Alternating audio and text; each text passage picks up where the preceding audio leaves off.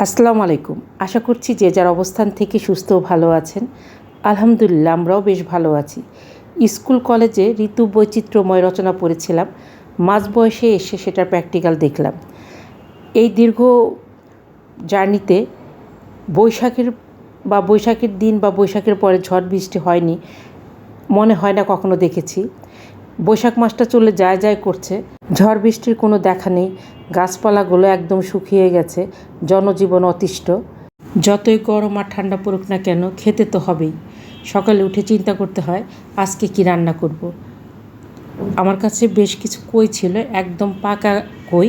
এটা দেশি কই। কইয়ের রঙগুলো একদম হলুদ হয়ে গেছে।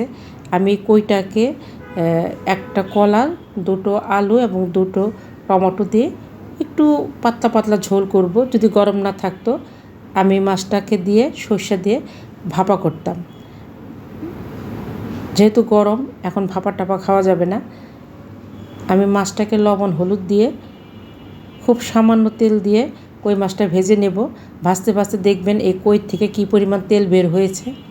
আমি মাছটা উঠিয়ে এই তেলের ভিতরে আলু আর কলাটা ভেজে নেব। এখানে সামান্য হলুদ এবং লবণ দিয়ে ভেজে নেব।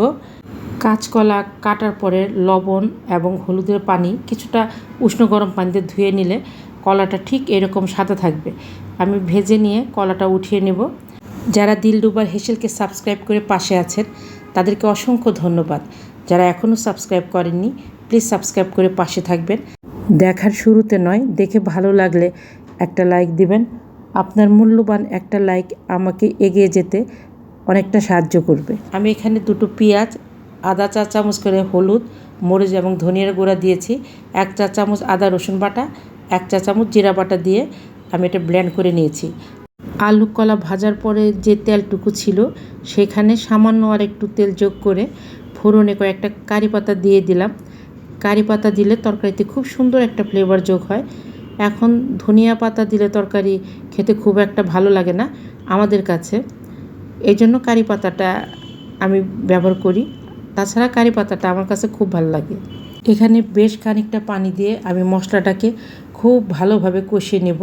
যখন মশলার থেকে একদম তেল ছেড়ে দেবে সেই সময় আলু আর কলাটা দিয়ে ভালো করে কষিয়ে কিছুক্ষণের জন্য ঢেকে দেব। খুব কম সময় 2-3 মিনিটের ভেতরে রান্নার প্রত্যেকটা স্টেপ দেখাতে চেষ্টা করি যাতে যে কেউ রান্না করতে পারে। অনেকটা ঝোঁকের বশেই সময় কাটানোর উদ্দেশ্যে চ্যানেলটা খোলা। আমি রান্নায় মোটেই পারদর্শী নই, আমার অনেক ভুল ত্রুটি আছে, ক্ষমা সুন্দর দৃষ্টিতে দেখবেন।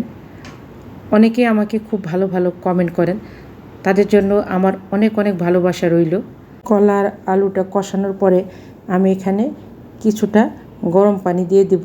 2 কাপের মতো গরম পানি দিয়ে আমি ঢেকে দেব। কলা আলুটা মোটামুটি সেদ্ধ হয়ে যাবে সেই মুহূর্তে আমি ভাজা মাছ এবং টমেটোগুলো দিয়ে ঢেকে 5-10 মিনিটের মতো রান্না করব। আলু কলাটা আমার সেদ্ধ হয়ে গেছে। আমি এখানে 3টা কাঁচামরিচ চিড়ে ঢেকে দেব এবং আধা চা চামচের মতো চিনি দেব। ইচ্ছে করলে চিনিটা স্কিপ করতে পারেন। আমি মোটামুটি টমেটো বা টক জাতীয় কোনো কিছু দিলে একটু চিনি ব্যবহার করি, এতে তরকারির টেস্টের ব্যালেন্সটা খুব সুন্দর আসে। আমি তরকারিটা এইভাবে ঝোল ঝোল রাখবো। আমার রান্না শেষ, সার্ভ করতে করতে বিদায় নিচ্ছি। ট্রাই করে দেখতে পারেন, ভালো লাগবে। নিজে ভালো থাকবেন, অন্যকে ভালো রাখবেন। আল্লাহ হাফেজ।